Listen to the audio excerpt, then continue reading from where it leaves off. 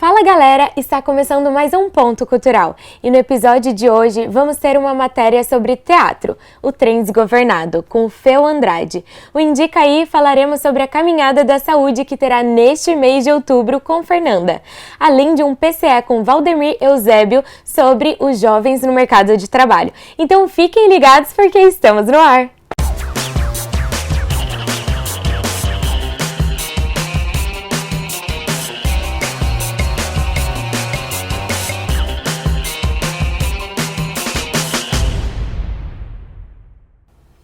Bem-vindos ao Ponto Cultural, seu ponto de encontro com a cultura de Jacareí e região.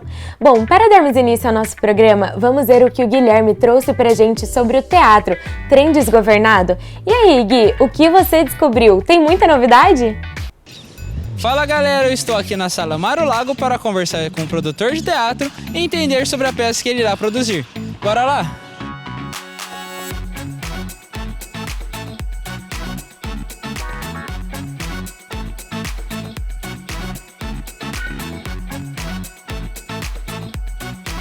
Fala galera, eu estou aqui com o Feu de Andrade.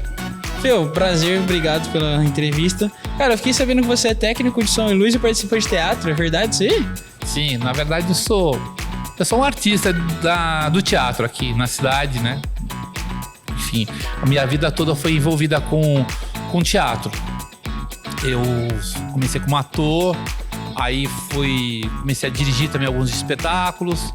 E no meio desse percurso eu acabei virando técnico, né? Uma parte que eu gosto muito, né? Então hoje em dia eu sou técnico de luz, sou criador de luz e sou técnico de áudio também, né? Então eu cuido dessa parte tanto da criação de uma trilha sonora até a montagem de sistemas para shows grandes, assim, né? Então tudo que tem envolvimento com a arte, com o espetáculo, eu tô dentro ali. Mas assim, a minha raiz mesmo é como um intérprete de teatro. Acho que o senhor realizou o sonho de todo artista, né? Viajar o mundo pela arte. E como que você começou com a Fundação Cultural aqui, esses movimentos de peças abertas e projetos? Bom, então eu falei que eu comecei com 13 anos. Feu começou com o teatro em sua escola, algo que ele sempre gostou. Iniciou no teatro para ajudar com sua dificuldade, a gagueira, pois o teatro ajudaria na leitura e na dicção. Em sua igreja, havia grupos de jovens que realizavam peças de teatro. Ele participava nos textos e na direção. Com o passar do tempo, ele entrou em outras produções maiores e, com isso, viajou não só pelo Brasil, mas também pelo mundo através do teatro. Acho que o senhor realizou o sonho de todo artista, né? Viajar o mundo pela arte. E como que você começou com a Fundação Cultural aqui, esses movimentos de peças abertas e projetos? Você tinha o Teatro do Sene, que é um auditório da Escola Sene, né, Silva Prado, e que ali tinha os grupos de magistério. Então, todo final de curso do magistério, eles faziam um espetáculo para ganhar um dinheiro para a formatura. Então, tava eu lá, metido no meio, trabalhando, ajudando na direção, fazendo cenário, né? E o órgão de referência que a gente tinha aqui na cidade era a Secretaria de Cultura de Jacareí. Então eu era o cara que ficava todo dia nessa secretaria e queria saber, não vai ter curso, a gente quer fazer uma peça, ajuda a gente a fazer. Então eu ficava ali, a minha relação começou ali. Sempre foi vamos pensar, essa parceria indireta, né? A gente sempre aqui junto, fazendo coisas, né? E aí quando entrou as leis de incentivo fiscais à cultura, a gente fez muita coisa bacana também, né? Tem um espetáculo que a gente fez aí que foi onde o rio fez a curva. Era um espetáculo que contava a história de Jacareí. Então, através dessa lei, que junto com a Fundação Cultural aí, né, que estava na frente, a gente conseguiu fazer o espetáculo que nós corremos aí, ficamos 4 anos apresentando o espetáculo, né?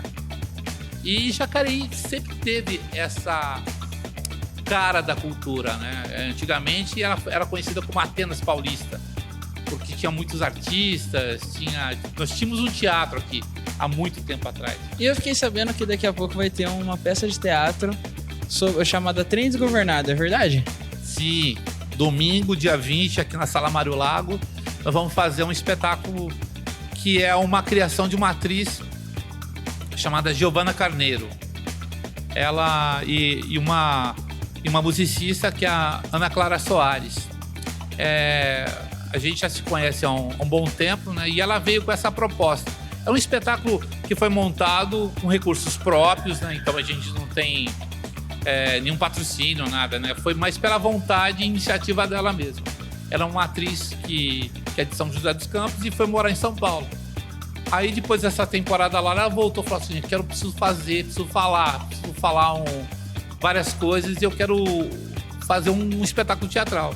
Aí ela veio com material, o espetáculo praticamente já esquematizado, e inicialmente eu entrei para fazer só a iluminação, criar o plano de luz do espetáculo.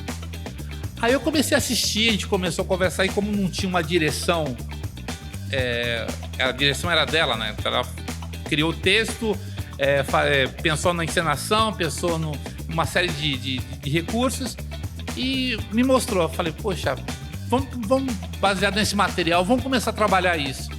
E aí ela topou e eu comecei a fazer essa orientação de direção, né? E aí criamos esse espetáculo que a gente estreou, foi mês passado. É um espetáculo que ele traz uma reflexão muito forte quanto a essa questão da lembrança, né? A gente estava conversando e é um tema que está muito atual, né? Pensar nessa questão do Alzheimer. Você imagina que o ser humano ele cria uma história ao longo da vida dele e de repente essa história vai se apagando. E quando ele chega assim numa determinada idade, o que ele olha para trás é um quadro branco. Então esse processo é um processo muito doloroso, né? Então como é que a gente faz para não esquecer? Então o espetáculo trata sobre isso, né? Então a gente fala a partir de uma história de uma mulher que deu uma carta para ela, uma mulher desconhecida que deu uma carta e pediu para que ela um dia lesse essa carta, e a partir daí ela começa todo um questionamento. E é aberto para todos os públicos? Qualquer um pode vir? A entrada é gratuita? Como é que é? Sim, a entrada é gratuita. O espetáculo a gente fala assim, a gente recomenda a partir dos 14 anos por conta da profundidade dos textos, né? Acho que talvez uma criança não acompanharia essa forma de pensamento, mas está aberto para todo mundo, não é um espetáculo que tem nada impróprio, não. Ele é bem bacana para todo mundo. Certo, Fio. Obrigado pela atenção, parabéns pela sua história, muito bacana, todo o seu envolvimento com a arte, toda a carga que você tem. E você quer deixar um recado pra galera?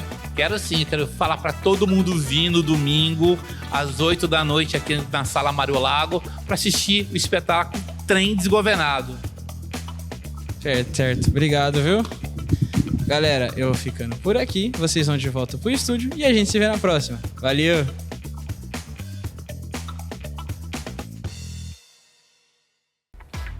Que incrível! Olha só como o teatro traz essa versão mais real dos livros, né? Muito sucesso para vocês! Agora vamos ver o Indica Aí e ver quais foram as informações que trouxeram sobre a caminhada. É com você, Lívia!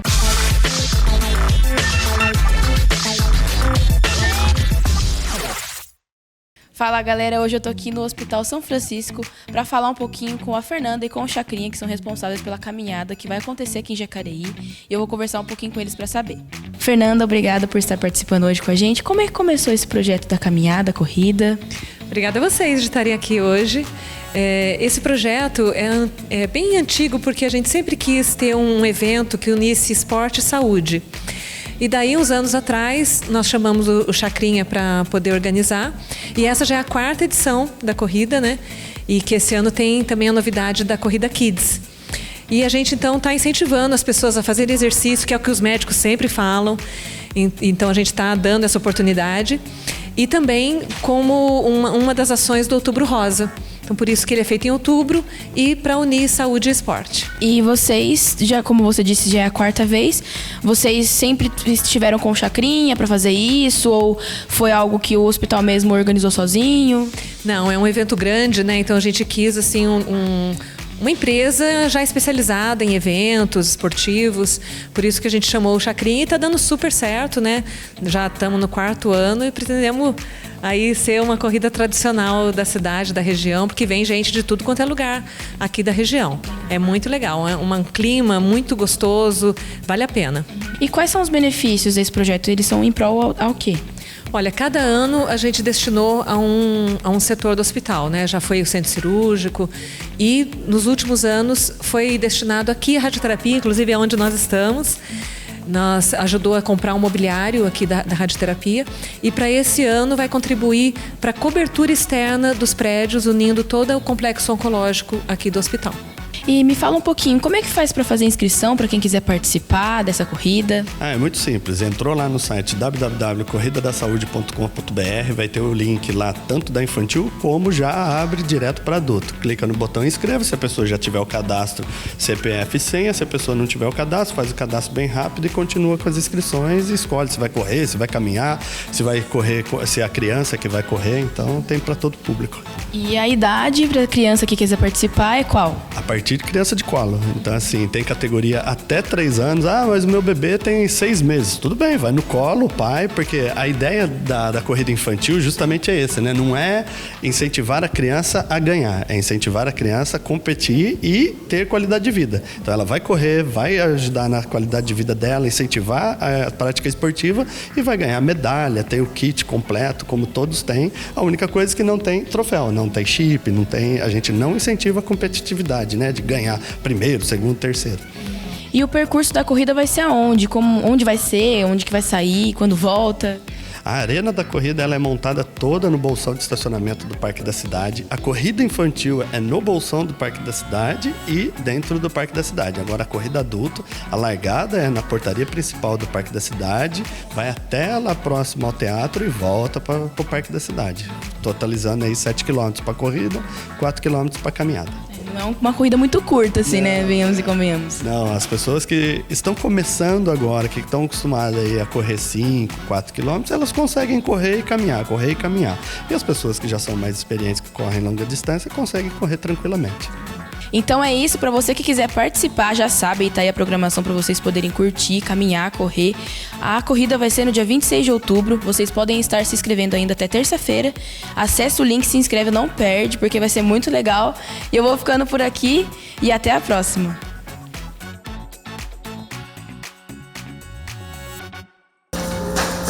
Bora correr, turma, as inscrições estão acabando, hein?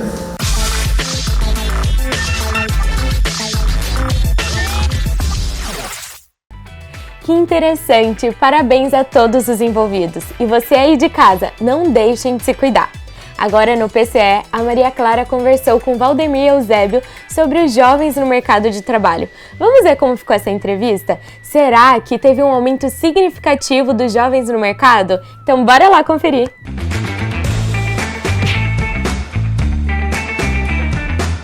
Pessoal, sejam bem-vindos a mais um Ponto Cultural Entrevista. Nosso convidado de hoje é o Valdemir Eusébio, ele é psicólogo especialista em gestão estratégica de pessoas e nós conversaremos sobre os jovens no mercado de trabalho.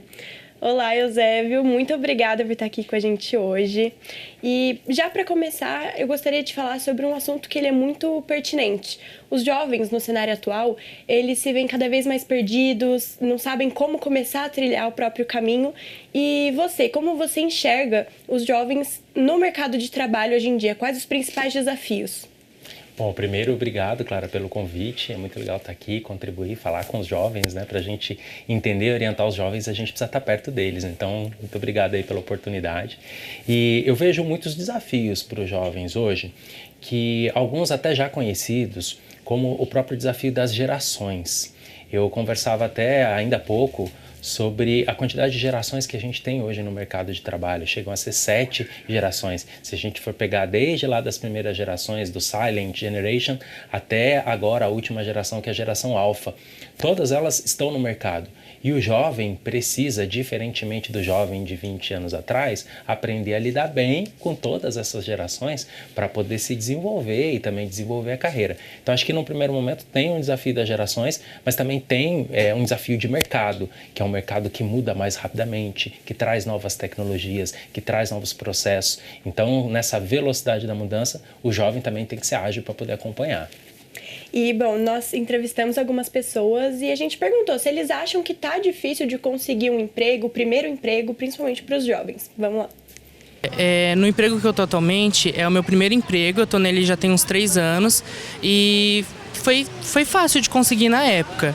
Mas acho que um problema que todo mundo encontra, que todo mundo enfrenta, é que muitas vagas solicitam, às vezes, experiência prévia. E como é o primeiro emprego de muita gente, como que a gente vai ter experiência e as pessoas esperam isso da gente? Atualmente, eu acho que tem bastante oportunidade para os jovens, principalmente aqueles que já têm uma área e já estão seguindo numa faculdade ou num técnico, já estão focados em alguma coisa que queira fazer desde o início. Eu posso dizer com toda certeza que é bem complicado, principalmente na parte da tecnologia, porque as empresas hoje em dia exigem bastante do candidato, então ele tem que ter um certo nível para entrar numa certa empresa. Uns falaram que acham que não tem bastante oportunidade, outros falaram que sim, é difícil dependendo da área. E no seu ponto de vista, para conseguir o primeiro emprego, já foi mais fácil, já foi mais difícil? Como que é esse cenário? Olha, já foi mais fácil na medida em que a gente tinha um mercado menos exigente, um mercado onde as formações, as capacitações estavam num volume, num número muito menor do que hoje. Então, existe um nível de especificidade maior hoje para o profissional que, inclusive, vai entrar no mercado. Então, ele precisa de conhecimentos específicos que talvez há 10, 20 anos atrás não eram tão necessários. Então, esse é um fator que dificulta. Por outro lado, existe uma vantagem nos dias de hoje, que é a aquisição do conhecimento, o acesso ao conhecimento, que também hoje tem numa oferta muito maior e muito melhor. Hoje você consegue estudar, você consegue se preparar, fazer um curso, utilizando o seu próprio celular, que era algo que não acontecia antes. Então, por outro lado, a gente acaba também tendo esse tipo de vantagem. Mais uma vez, a gente foi conversar com a população e a gente perguntou o que eles acham mais difícil numa entrevista de emprego, que normalmente é o mais preocupante e é um dos mais importantes. Então, vamos ver. Eu acho que a pior dificuldade é nervosismo, mas vai de cada um e você perde isso depois. Você perde o nervosismo com o tempo. Eu acho que a questão da timidez, eu acho que varia muito de pessoa para pessoa. Eu acho que na parte de timidez, né, nesse sentido, assim, é algo normal, que a pessoa vai ter que aprender a lidar. Mas no sentido profissional, é aquele caso que eu te falei, que é o problema que as empresas exigem mais do candidato que está iniciando na carreira. As principais queixas foram nervosismo, timidez. E você, como especialista, quais dicas você daria para uma entrevista de emprego? Tá bom. Primeiro, considerando o que foi colocado para a gente de timidez, isso é algo que se resolve com treino, não tem receita mágica. Então, se você está esperando aquela entrevista dos sonhos para você poder sair de casa e se preparar, é provável que você fique muito nervoso nessa entrevista. Mas será que até chegar a essa entrevista você não pode participar de outras? Então, a prática, o exercício é o que ajuda muito a pessoa a trabalhar, a vencer a timidez. Além do preparo, né? Estudar como é o processo seletivo, estudar a empresa que você quer trabalhar, estudar, por exemplo, as suas informações, o seu currículo, tudo isso ajuda também a vencer a timidez. Então, eu acho que, aproveitando essas dicas, eu acho que o sucesso do processo seletivo está no autoconhecimento, da pessoa conhecer as suas habilidades, conhecer a sua história, saber contar a sua história e, ao mesmo tempo, ela também saber se preparar. E tem alguma maneira da gente treinar em casa, por exemplo?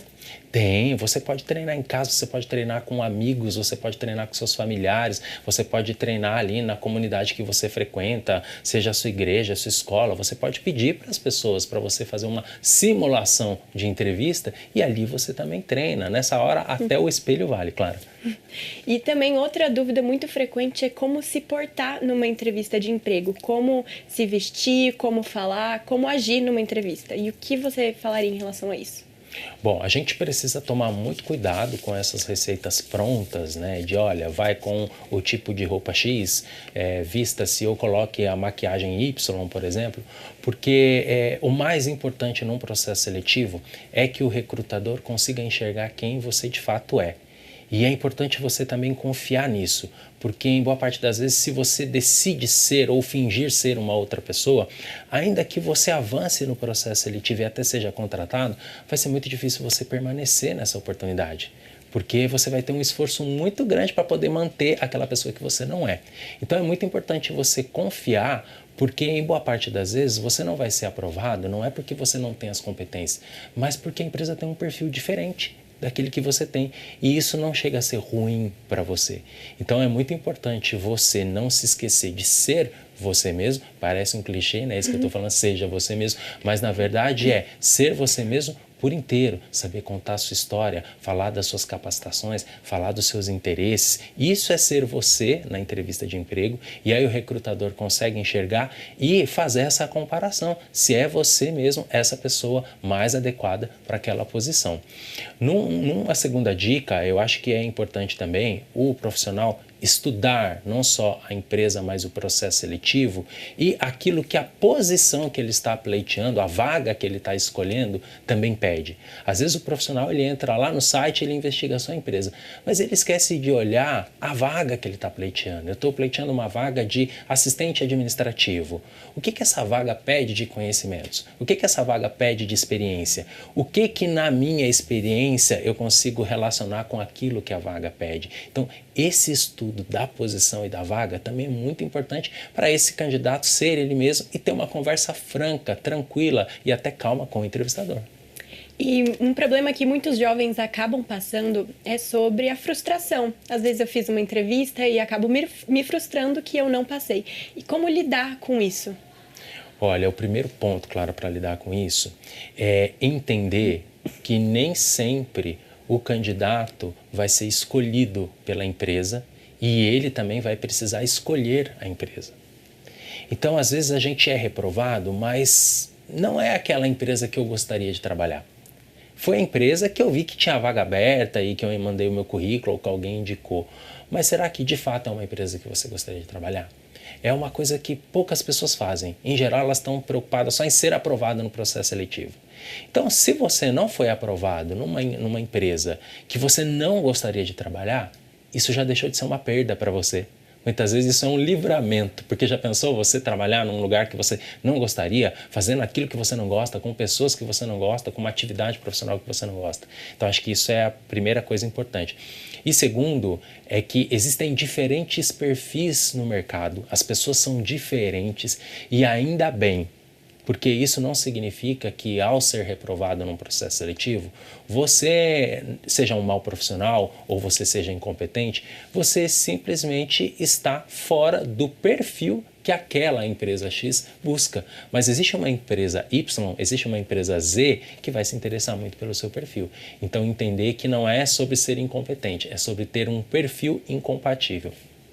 E falando sobre isso de criar o seu próprio perfil, ter o seu próprio perfil, a gente vê que as escolas e as faculdades, elas moldam tanto o nosso pessoal quanto o nosso profissional. Então, a gente perguntou para as pessoas na rua se eles acham que as escolas e faculdades estão preparando corretamente os jovens para o mercado de trabalho. Olha só. Olha, eu acho que sim. É até uma crítica minha. Eu acho que as escolas focam em formar pessoas para o mercado de trabalho, sim, só que não pessoas muito críticas, sabe? Eu acho que estão preparando. Eu acho que varia também bastante da força de vontade de cada um. Para mim não, eu acho que grande parte do ensino brasileiro é muito atrasado e eles não preparam o cidadão para atuar na determinada área que ele quer ser, né, seguir.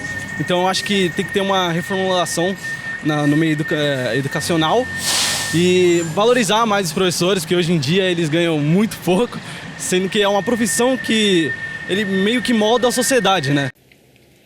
E você, Eusébio, na sua opinião, você acha que as escolas e faculdades estão preparando corretamente esses jovens para o mercado de trabalho? Olha, existe um trabalho que é parcial em relação ao que as faculdades estão fazendo, tá? Por quê? A gente precisa pensar numa faculdade como um local que, antes de qualquer coisa, ensina e prepara esses alunos para pensar, né, para serem cidadãos. Eu acho que esse é um primeiro ponto. Agora, em relação às atividades profissionais, tem sim muita coisa boa acontecendo dentro das faculdades, os laboratórios estão ficando cada vez melhores, o acesso ao conhecimento em geral também fica melhor, mas as faculdades ainda têm existe ainda um grande contraste entre aquilo que a faculdade forma de profissional e aquilo que o mercado precisa. Então, essa diferença ainda é grande, sobretudo aqui no Brasil. Então, geralmente, quem sai de uma universidade, ou recém-formado, ele encontra, assim, dificuldades para poder se adequar, para poder conseguir o primeiro emprego, para conseguir entregar aquilo que o mercado de trabalho vai demandar dele. E essa dificuldade ainda existe. E um grande impasse que você até falou sobre gostar ou querer fazer dinheiro, gostar da empresa que você está indo, ou se você só candidatou para ter a vaga. E a gente também perguntou isso para a população e olha só o que eles responderam. Depende do momento, sabe? Eu tô trabalhando nesse meu emprego porque é o que tá me ajudando a pagar minhas contas, mas não é o que eu gosto, não é o que eu pretendo fazer. Eu tô para terminar minha faculdade, eu tô com outros planos, então a partir do momento que eu puder ganhar dinheiro com realmente que eu gosto de fazer, é o que eu vou priorizar, entendeu? Eu acho que não só por conta do dinheiro, o dinheiro é importante, mas não adianta a gente trabalhar só pelo dinheiro e não fazer o que a gente gosta.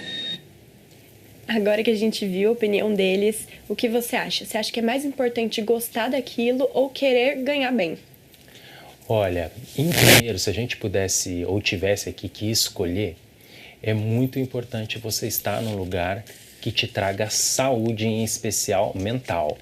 Esse é um ponto, é uma pauta extremamente importante nos dias atuais, porque não vai adiantar você estar num emprego que vai te pagar muito bem, que vai te oferecer inclusive inúmeros benefícios, se o ambiente em si para trabalhar não é um ambiente saudável, é um ambiente tóxico. Então, você inclusive vai ganhar bem por pouco tempo, ou talvez aquilo tudo que você vai ganhar, vai tudo na farmácia no final de semana. Então, se a gente tivesse que escolher estar num ambiente saudável, deveria estar em primeiro lugar. Agora, o que é importante a gente buscar, todo profissional buscar, é o equilíbrio.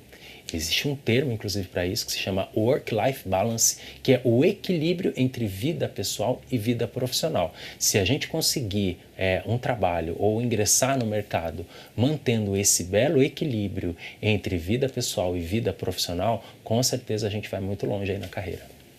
E, Eusébio, agora me conta, qual a importância dos programas de estágio, jovem aprendiz, tanto para quem está sendo contratado quanto para quem está contratando? Sim, para quem está sendo contratado, os programas de jovem talentos, assim como um todo, inclusive a gente já está vivendo um momento agora de muitos programas, né, de trainee sendo lançados, já pensando no ano que vem e tal, então é muito importante sim que se você tem o perfil, se você tem a idade, que você se inscreva, que você participe, porque é uma excelente porta de entrada para o mercado de trabalho. As empresas já entenderam que elas precisam cobrar de uma forma diferente os seus profissionais a partir do nível de maturidade que eles têm. Então, quando você ingressa num programa de estágio ou num programa de trainee, você acaba sentindo essa segurança de estar num programa, numa iniciativa de uma empresa que vai saber cobrar de você, mas que também vai saber entregar, e essa segurança é importante para o profissional crescer. Nem sempre ele encontra essa segurança quando ele vai direto para uma vaga efetiva. Então, por isso esse programa é importante. E para a empresa, isso também acaba sendo muito importante para um outro termo que a gente chama de pool de talentos, né? Uma piscina de talentos, que é a empresa formar profissionais. Hoje, para uma empresa, Clara, acaba sendo um investimento muito alto ter sempre que buscar profissionais novos no mercado. Então, tem um gasto que essa empresa tem, que a gente vai dizer que é um investimento naturalmente, mas tem um gasto que essa empresa tem, que é ali de mobilizar a sua área de recursos humanos para poder anunciar vaga, para poder ter anúncios, sei lá, pagos em plataformas, para poder exigir tempo para fazer o processo seletivo, para poder envolver outras áreas para também entrevistar, os custos em si da contratação, enfim, é muito mais caro hoje para uma empresa trazer um profissional de fora. Então, as empresas já entenderam isso e lançam mão de programas de jovens talentos, de programas de estágio, de trainee, justamente para poder aproveitar melhor os seus talentos internos, além da questão cultural. As pessoas que estão ali dentro já conhecem o jeitão da empresa, já sabem como tudo funciona, então acaba não tendo um impacto muito grande. Vamos dar uma olhadinha então se os jovens que nós entrevistamos já participaram desse tipo de programa e se eles acreditam que é importante. Eu nunca participei, mas eu acho importante sim. Eu acho importante porque é uma forma de trazer mais responsabilidade para os jovens também, né? E deles receberem um dinheiro por isso, né? Lá na empresa na empresa que eu trabalho tem esse programa de jovem aprendiz. Além do serviço que é um período menor, eles também estudam, né? Fazem cursos e recebem por isso. Eu acho interessante. Eu acho que a experiência principal. Eu estou participando, sou estagiária, estou participando e eu acho que a experiência é tudo. Já trabalhei aqui no fórum também, já como jovem aprendiz. E só nesse quesito de aprendiz mesmo. Você acha que é importante esse Ah, com certeza, porque se você é jovem, acabou de sair da escola e não tiver uma oportunidade, vai passar o tempo, você vai já até 20 anos e você ainda não vai ter nenhuma profissão, nenhuma experiência. Todos foram unânimes, falaram que é sim muito importante. E, bom, a gente está chegando no final da entrevista, mas antes eu queria perguntar uma coisa que com certeza todo mundo já teve dúvida, que é como montar um currículo corretamente. Pois é, parece mais simples do que a gente imagina, viu? Porque, na verdade, principalmente hoje, com a inteligência artificial, aqueles currículos todos floridos, com muitas imagens, com diferentes layouts, por incrível que pareça, Clara, não são os mais interessantes. Como a gente tem hoje muitos currículos sendo lidos pela inteligência artificial, pelos famosos bots, quanto mais simples for o seu currículo no quesito de formatação, melhor ele vai ser. Então, já fica a dica, se você está estruturando o seu currículo, não ligue tanto para os gráficos, para as imagens, para as fotos, porque isso vai passar batido e talvez possa até dificultar essa inteligência artificial de chegar até você. Então, opte por um currículo simples em relação ao formato, em relação à fonte, porque isso vai aumentar as suas chances. Agora, em relação a como estruturar um currículo, um bom currículo ele precisa ter pelo menos 4 etapas, claro. Ele precisa ter uma parte de dados pessoais bem descrita. E quando eu falo bem descrita, existem currículos, e eu trabalhei como recrutador por um bom tempo, e eu, por incrível que pareça, recebia currículos que não vinha com dados de contato. Então, a pessoa me enviava o currículo, mas se eu quisesse entrevistá-la, eu não iria encontrá-la. Então, às vezes o currículo ele vem sem um endereço de e-mail, que é uma coisa extremamente importante, principalmente com o volume de informações e de candidatos hoje. Muitas empresas optam por um primeiro convite para entrevista por e-mail, então é importante ter. Nessa hora, já quero acrescentar aqui uma outra dica, a gente também tem que tomar muito cuidado com a escolha do e-mail que a gente faz para ter no currículo, né? Então, talvez o título Clarinha, Gatinha, vai ter que ficar para um outro contexto. Talvez o seu e-mail vai ter que ser mariaclara, né, @gmail.com. Então, a gente também tem que tomar muito cuidado com essa escolha, porque os recrutadores estão de olho nisso. E é importante também nos dados pessoais, você tenha lá o telefone, especificar se é um WhatsApp, que hoje também utiliza-se bastante. Então, os dados pessoais precisam estar muito bem descritos, tem que ser algo claro, específico, para o recrutador poder te encontrar. Não adianta nada você ter uma experiência profissional linda, bem descrita, se não tem como o recrutador chegar até você. E aí, aproveitando, além dos dados pessoais, é importante que você tenha também uma parte de conhecimentos bem descrita. Quando eu falo conhecimento, pode ser os cursos que você fez, mas também pode ser a sua formação escolar ou acadêmica. É muito importante que você descreva qual é o curso que você fez, quando você se formou, qual a instituição. Então, isso também vai contar muito. Em terceiro lugar, é importante você ter também uma experiência profissional bem descrita. Quando a gente fala de uma experiência profissional bem descrita, não basta escrever qual foi a atividade que você desempenhou. Então, eu fazia um relatório de clientes que chegavam por mês. Mas esse relatório servia para quê? Então, é muito importante que quando você descreve as suas atividades, você saiba descrever por quê e talvez até os resultados. Então, com os relatórios que eu fazia dos encaminhamentos dos clientes, a empresa conseguiu aumentar o seu número de clientes em 20%, em 30%. Esses dados são os dados que chamam a atenção do recrutador. Então, na hora de descrever a sua experiência, não basta você descrever o que você fez, mas sim o que foi que aquilo produziu de resultado. Se você fizer isso, você já está à frente de muitos candidatos aí no mercado, tá? E por último, né, eu falei de 4 partes, então assim, os dados pessoais, os seus conhecimentos, que você, se você quiser, você pode até separar entre cursos e formação acadêmica, a experiência profissional e, por fim, um resumo. Por quê? Principalmente para quem tem mais experiência, mas até para quem tem menos também, fazer um bom resumo do seu currículo facilita a vida do recrutador, que muitas vezes não vai ter tempo de ler, ou até mesmo o chatbot que vai procurar por palavras-chave, não vai ter tempo de ler todo o seu currículo. Então, faça um breve resumo, bem abaixo ali dos seus dados pessoais, sobre, né, qual a formação que você tem, quais foram as principais empresas que você trabalhou, que tipo de oportunidade você busca no mercado. Se você tiver um currículo com essas 4 categorias, você já tem aí um baita currículo. E no caso de pessoas que não possuem experiência, como enriquecer o currículo?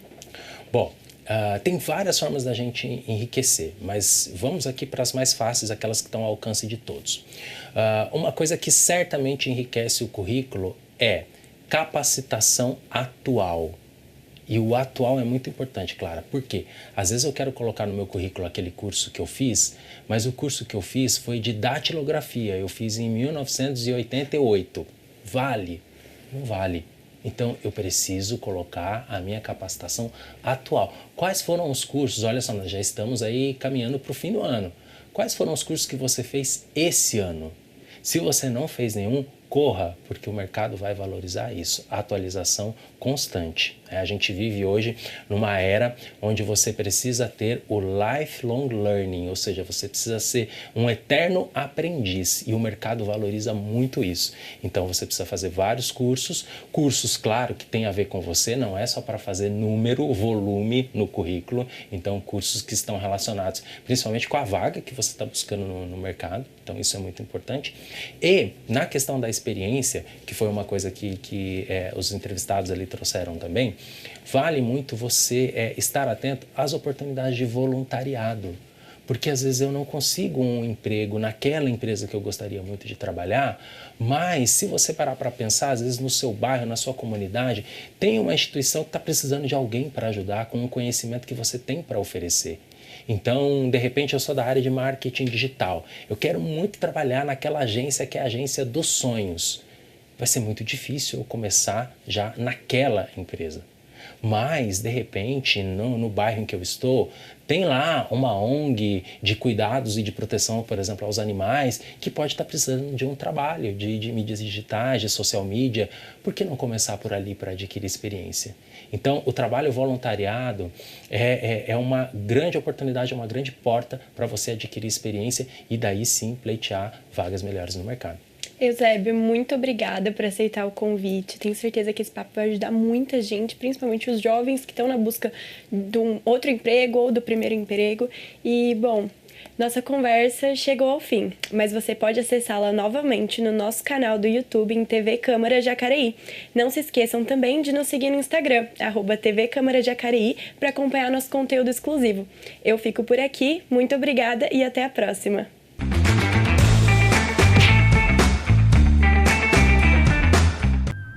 Olha só, muitas das vezes não imaginamos o quanto jovens estão inseridos no mercado de trabalho e como precisamos dar uma chance para eles mostrarem o seu potencial. E você que está aí nos assistindo, não se canse de dar sempre o seu melhor. Você é mais capaz do que pensa. Pessoal, o nosso programa infelizmente chegou ao fim, mas você pode rever este e outros episódios no nosso canal do YouTube, TV Câmara Jacareí. E não deixe de nos seguir também nas redes sociais, que está aparecendo na sua tela.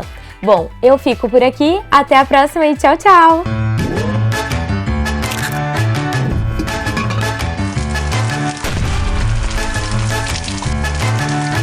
Fala galera, está começando mais um Ponto Cultural e no episódio de hoje vamos ter uma matéria sobre teatro, Trem Desgovernado, com Feu Andrade. O Indica Aí sobre a Caminhada da Saúde que terá neste mês de outubro com a Fernanda.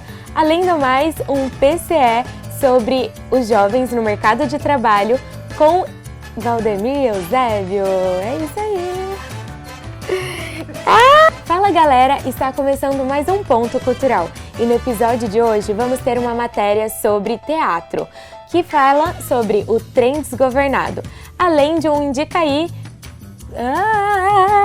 Vamos ver como ficou essa entrevista? Será que teve um aumento significativo dos jovens no mercado? E eu já errei, já dei uma pausa muito grande. Tá gravando. Tá gravando? Não. Ai, que vergonha. Fala galera, tá começando mais um Indica Aí. Hoje eu tô aqui no Hospital São Francisco com o Chacrinha e com a Fernanda, que são responsáveis pela caminhada. Ai, eu olhei pro... Olha que cabeçuda. Entendeu? Agora eu não esqueço. Tem TP. Tem TP. Aí. Fala galera, tá começando mais um Indica Aí. E hoje eu tô aqui no Hospital São Francisco pra conversar um pouquinho com a Fernanda e com o Chacrinha, que são responsáveis...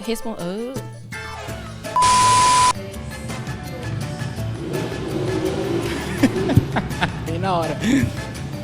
Fala galera, hoje estamos aqui na Sala Mário Lago para conversar sobre um produto. Fala galera, hoje estamos aqui na... Nossa senhora, já travei errado. Vai sair o som de...